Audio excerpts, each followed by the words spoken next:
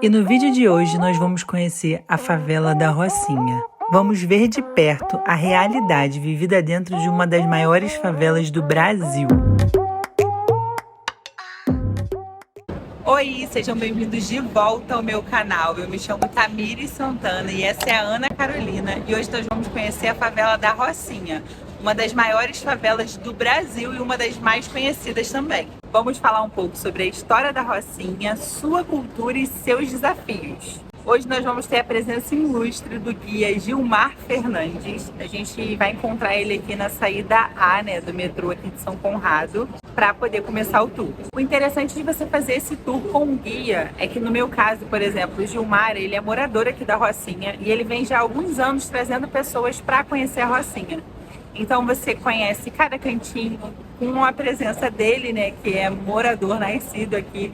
Então que fica tudo mais, faz com que fique tudo mais legal, mais interessante para a gente conhecer. Eu vou deixar aqui na descrição o contato dele e o Instagram dele também.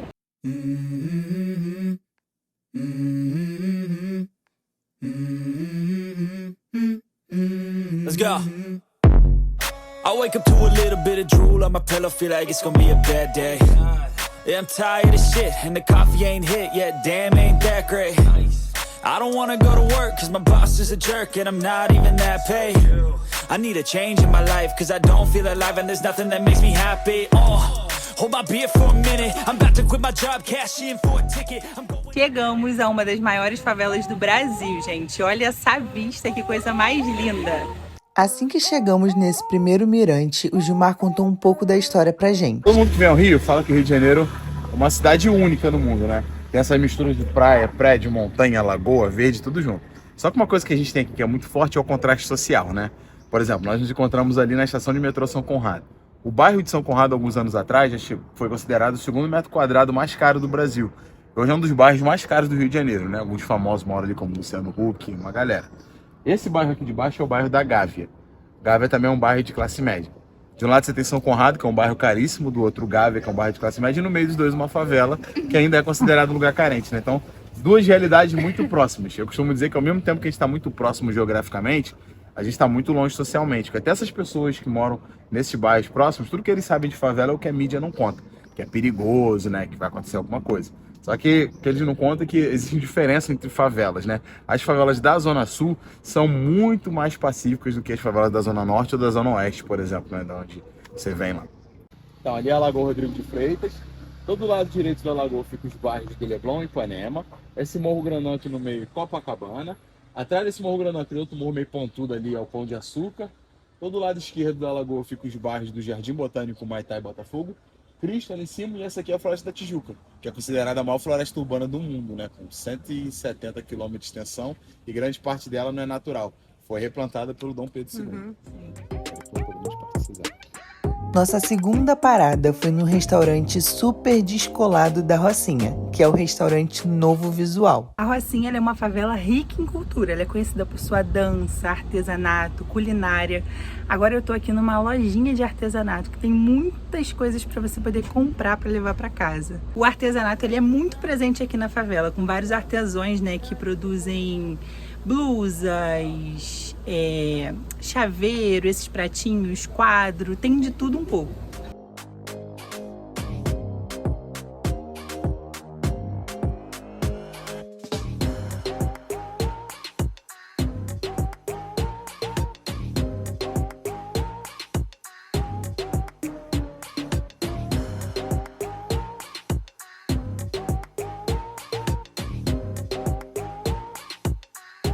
E para melhorar ainda mais, esse restaurante também tem uma vista super maneira da Rocinha. Aproveitamos para tirar muitas fotos para deixar guardado esse momento. E o Gilmar de quebra deu várias dicas dos melhores ângulos para tirar aquela foto. A Rocinha já foi considerada a maior favela da América Latina. Hoje a Rocinha é a maior favela do Rio. A Rocinha nasceu ali pelos anos 30, né? Nada disso aqui existia, era basicamente mata e terra, mas tinha uma fazenda de café aqui. E essa fazenda de café foi desativada nessa época. E os donos dessa fazenda, que eram portugueses e espanhóis, lotearam essa fazenda para algumas famílias. E essas famílias que herdaram esse lote transformaram essa fazenda em pequenas chácaras.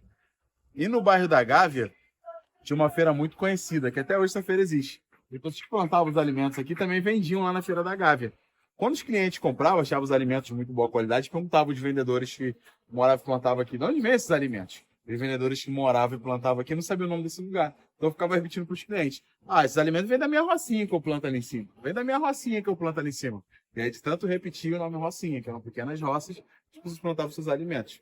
O crescimento da rocinha já veio ali pelos anos 70. São Conrado é o último bairro da zona sul do Rio de Janeiro. Depois tem a Barra da Tijuca, que já é a zona oeste.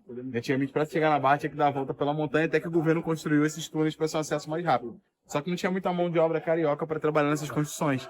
Então veio muita gente do Nordeste para cá para trabalhar nessas construções. Como eles não tinham casa para morar, o governo meio que deixou eles ocuparem o terreno que tinha aqui para ficar mais perto do trabalho. À medida que o Rio ia crescendo, mais gente vinha do Nordeste para cá para trabalhar, e aí foi crescendo, crescendo, até chegar tudo isso que vocês estão vendo. Oficialmente, a Rocinha tem aproximadamente 100 mil habitantes, mas a última atualização do censo foi em 2012, ou seja, em 11 anos cresceu bastante. Então nós acrescentamos que a Rocinha hoje tem mais de 300 mil pessoas.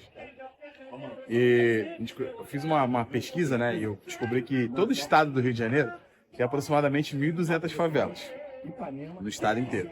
E culturalmente falando, cada favela é diferente uma da outra. Temos de problema como saúde, educação, saneamento básico, todos são iguais. Agora, culturalmente, elas são bem diferentes. A Rocinha é totalmente diferente de todas elas. Costumo dizer que a Rocinha é uma cidade dentro da cidade. Tudo que você precisa se encontra aqui. Tem banco, casa lotérica, Casas Bahia. A economia da Rocinha gira em torno dela mesma, né? Não depende da economia de fora. E é bom que gera até emprego e renda para o próprio morador. Geralmente quem trabalha aqui mora aqui também, né? Se vocês olharem para a Rocinha, vocês não vão ver casas, né? Vão ver prédios, sempre mais de um andar. Por quê? Porque ainda hoje vem muita gente pro Rio tentar uma vida melhor e morar nas favelas por causa do custo de vida. Como já não tem mais espaço para construir mais, né? Que o dono das casas pensaram, levantar mais um andar e alugar. Aqui aluguel na Rocinha, depois da queda do metrô, ficou bem caro. Né? Mas por um lado você paga caro no valor do aluguel, você vai pagar basicamente só aluguel. Vamos dizer que 60% a 70% da Rocinha não paga eletricidade. Faz o famoso? Gato. Não, você não tem gato, você tem tigres. Tigres. É gato, eu que brinco que são tigres. E também ninguém paga água. A empresa que fornece água para o Rio, agora eles estão privatizando, né? Mas até pouco tempo atrás era uma estatal. E para as favelas eles não cobram. Não é que é um furto. E realmente não cobram, então é grátis pra gente. Só que os serviços não são dos melhores, né? Às vezes a água tem força para subir, às vezes não tem. Aí para amenizar esse problema, você vê um mar de caixa d'água nas lajes para garantir que não vai ficar muito tempo sem água. E é claro que fomos conhecer os inúmeros becos e vielas da favela da Rocinha. Alguns chegam até a ter 4 quilômetros de extensão, com pouca iluminação e bem úmidos. Outra coisa curiosa por lá é a forma como o correio entrega correspondência nas vielas. Caixa de correio da favela. O que acontece é o seguinte, a Rocinha tem vários becos como esse, né? Só que o número das casas não são muito claros. Tá muito difícil do correio entregar a carta na casa certa.